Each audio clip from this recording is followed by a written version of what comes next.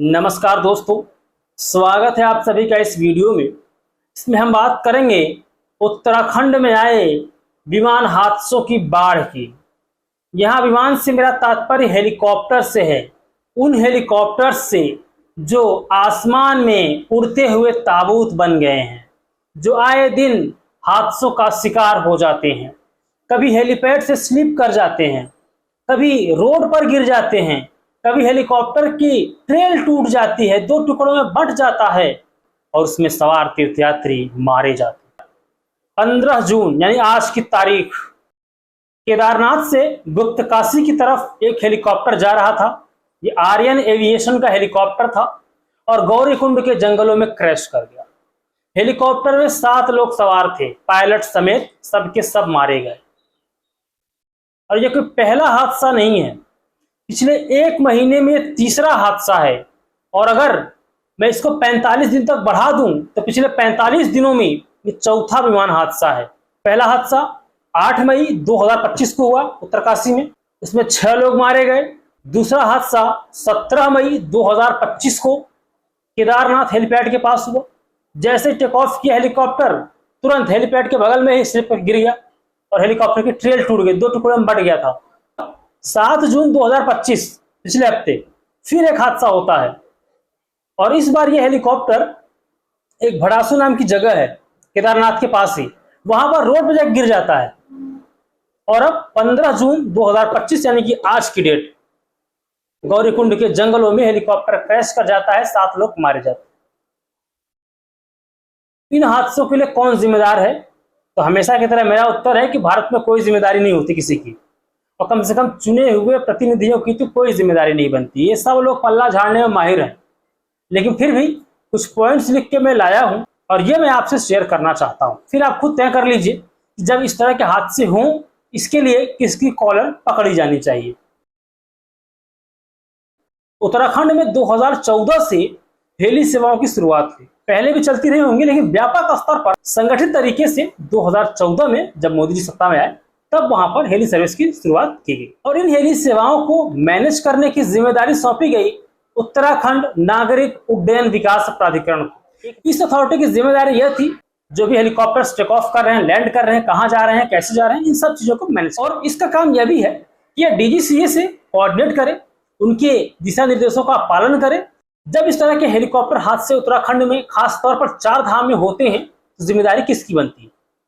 2 तरह से जिम्मेदारियां फिक्स की जा सकती हैं, एक हेलीकॉप्टर सर्विस प्रोवाइडर की और दूसरी उत्तराखंड शासन की, यानी कि उत्तराखंड नागरिक उड्डयन विमान प्राधिकरण की। यदि हेलीकॉप्टर में तकनीकी खराबी, पायलट की गलती या मेंटेनेंस में किसी चूक की वजह से कोई क्रैश होता है, कोई हेलीकॉप्टर हादसा होता है, तब एविएशन कंपनी की जिम्मेदारी बनती है। इसके लिए शुद्ध रूप से एविएशन कंपनी जिम्मेदार है।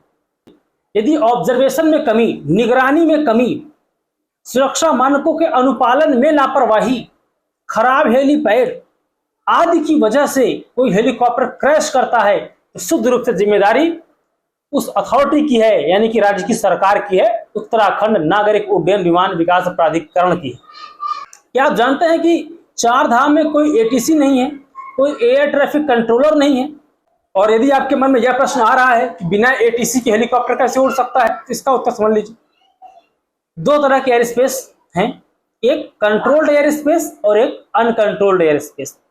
कंट्रोल्ड एयर स्पेस वो होते हैं जो एयरपोर्ट के आसपास की एरिया होते हैं, जिस रूट से फ्लाइट निकलती हैं, विमान निकलते हैं, वो कंट्रोल्ड एयर स्पेस होते हैं। इन इलाकों में उड़ान भरने के लिए एटीसी की परमिशन अनिवार्य है, एकदम अनिवार्य है। बिना एटीसी की अनुमति से आप उड़ान भर ही नहीं सकते हैं।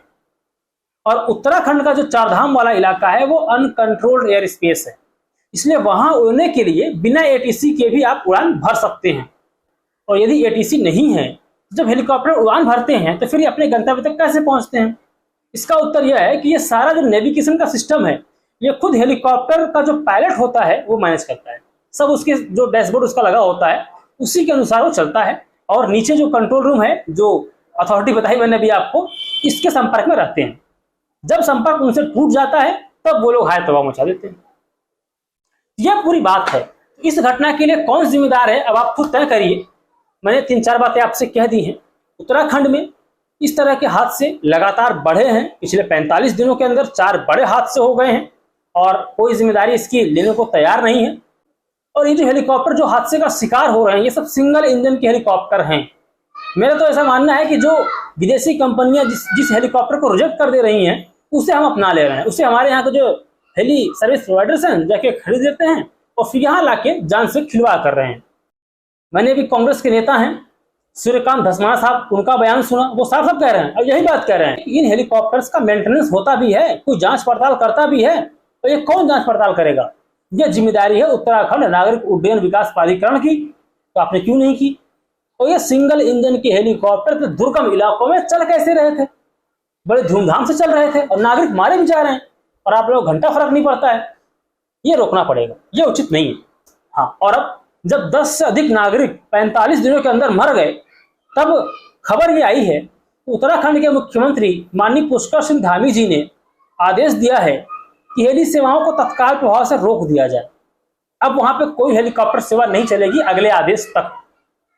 साथ ही यह भी कहा गया है कि जिस प्रकार वैष्णो देवी धाम में हेली सेवाएं ऑपरेट हो रही हैं, उसका अध्ययन करवाया जाए और उसके आधार पर फिर नए सिरे से 4 धाम में भी हेलीकॉप्टर की सेवाएं शुरू की जाए। यदि आप, आपके परिजन, आपके मित्र उत्तराखंड 4 धाम में जा रहे हैं तो हेली सेवाओं से बचिए, हेली सेवाओं का इस्तेमाल मत कीजिए। मेरा सुझाव यह है कि केंद्र सरकार को इस विषय में हस्तक्षेप करना चाहिए। 4 धाम जाने वाले तीर्थयात्रियों की संख्या में लगातार इजाफा हो रहा है। इसको ध्यान में रखते हुए यहाँ पर एटीसी की स्थापना बहुत पहले कर देनी चाहिए थी, लेकिन अभी भी एटीसी की स्थापना नहीं होने की वजह से ये हादसों की संख्या बढ़ी है। इसलिए जब तक एटीसी की स्थापना न हो जाए, और यदि एटीसी स्थापना में कोई अड़चन है तो कम से कम इतना हो जाए कि डबल इंजन वाले हेलीकॉप्टर को ही उड़ान भरने की अनुमति दी जाए और प्रॉपर चेकिंग के उपरांत दी जाए। जो डीजीसीए की गाइडलाइंस है उनके अनुपालन के उपरांत दी जाए। मुझे लगता है मैंने पूरी बात कह दी है।